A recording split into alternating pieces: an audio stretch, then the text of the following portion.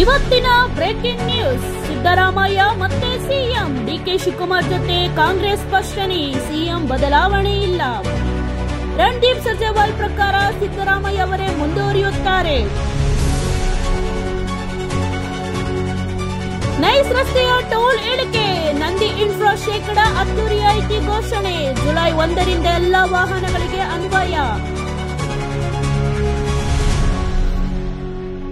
ಹಾಸನದಲ್ಲಿ ಹೃದಯಾಘಾತದ ಆಘಾತ, 18 ಯುವಕರಿಗೆ ಹೃದಯಾಘಾತ, ತಕ್ಷಣವೇ ಚಿಕಿತ್ಸೆ ದಾಖಲು. ಸರ್ಕಾರದಿಂದ ವೈದ್ಯಕೀಯ ಅಧ್ಯಯನಕ್ಕೆ ಸೂಚನೆ.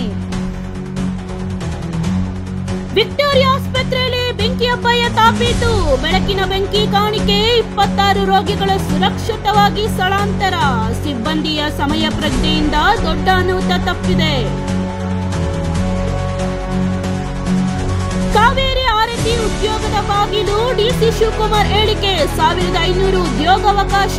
ಮೈಸೂರಿಗೆ ಪ್ರವಾಸೋದ್ಯಮ ಪ್ರೋತ್ಸಾಹ. ಇದೇ ತರ ದಿನನಿತ್ಯದ ಬ್ರೇಕಿಂಗ್ ನ್ಯೂಸ್ಗೋಸ್ಕರ ನಮ್ಮ ಚಾನೆಲ್ ನ ಫಾಲೋ ಮಾಡಿ, ಸಬ್ಸ್ಕ್ರೈಬ್ ಮಾಡಿ ಹಾಗೂ ಲೈಕ್ ಮಾಡಿ, ಶೇರ್ ಮಾಡಿ. ನಿಮ್ಮ ಅನಿಸಿಕೆಗಳನ್ನು ಕಮೆಂಟ್ ಮೂಲಕ ನಮಗೆ ತಿಳಿಸಿ. ಧನ್ಯವಾದಗಳು. ಮುಂದಿನ ವಿಡಿಯೋದಲ್ಲಿ ಸಿಗೋಣ.